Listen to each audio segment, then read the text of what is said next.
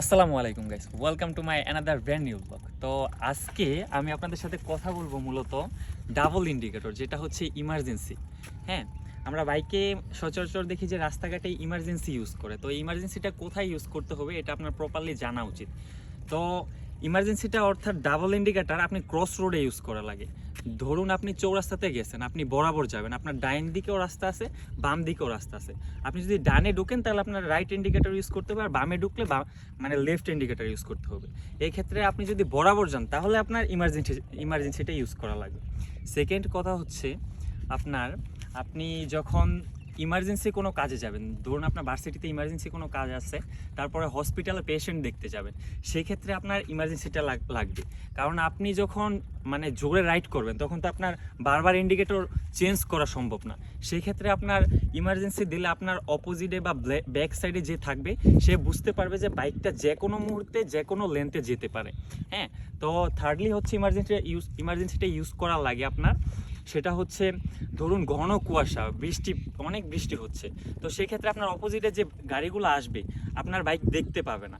আপনার বাইকে সাদা হেডলাইট, এটা দেখা যায় না কুয়াশার ভিতরে। হ্যাঁ, সেক্ষেত্রে আপনি ইমার্জেন্সি ইউজ করতে পারবেন, কারণ ইমার্জেন্সিটা হলুদ কালার, অনেক দূর থেকে ফোকাস করবে, কারণ এটার রিফ্লেকশন অনেক বেশি। অনেক দূর থেকে যখন ফোকাস করবে বুঝতে পারবে যে সামনে থেকে একটা বাইক আসতেছে। তো সেই ক্ষেত্রে আপনি ইমার্জেন্সি ইউজ করতে পারেন। আরেকটা ক্ষেত্রে ইমার্জেন্সি ইউজ করতে পারেন, সেটা হচ্ছে আপনি বাইকের পার্টস নষ্ট হয়ে গেছে, বাইকের যে কোনো একটা সমস্যা হয়েছে, সেক্ষেত্রে আপনি বাইকের হেলমেটটা নিচে রাইখা আপনি ইমার্জেন্সিটা যদি লাগাই রাখেন, তাহলে আপনার পিছন থেকে কোনো বাইকার আসলে বা সামনে থেকে কোনো বাইকার আসলে বুঝতে পারবে যে না, যে কোনো বিপদে আছে সে, তাকে হেল্প করা লাগবে, প্লাস তাকে হেল্প করতে পারলে সে বাসায় যেতে পারবে। এই জায়গায় আপনি প্রপার ইমার্জেন্সিটা ইউজ করতে পারবেন। তো আজকে আমি যখন কালীগঞ্জ থেকে গাজীপুর যাই আমার ভার্সিটিতে, তখন একটা ছেলের সাথে মিসবিহেভ হয় ইমার্জেন্সি নিয়ে।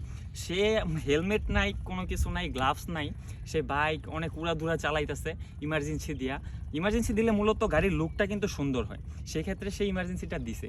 তো আমি বললাম, ভাই আপনি যে ইমার্জেন্সি দিলেন, বারবার লেন্থ পরিবর্তন করতেছেন, আসলে আপনার কারণটা কি? সে নিজেই জানে না কেন ইমার্জেন্সিটা দিছে, এটার কোনো কিছুই বলতে পারে না, বলে যে ভাই এটা দিছি, গাড়িটা সুন্দর লাগে।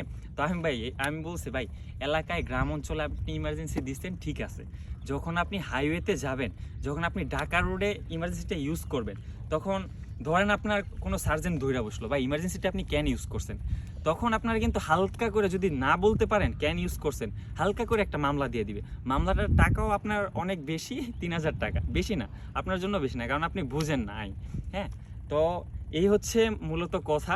আপনাদের যদি বাইক রাইড করেন বা যে কোনো প্রাইভেট রাইড করেন, তাহলে আপনার এই ব্যাপারগুলো জানা উচিত, প্রপার কোন জিনিসটা কোন কাজে আপনার ইউজ করতে হবে। তো এই বিষয় নিয়ে আজকে কথা বলছি, যদি কোনো ভুল টুল হয়ে থাকে তাহলে ক্ষমা দৃষ্টিতে দেখবেন। আসসালামু আলাইকুম, আল্লাহ হাফিজ।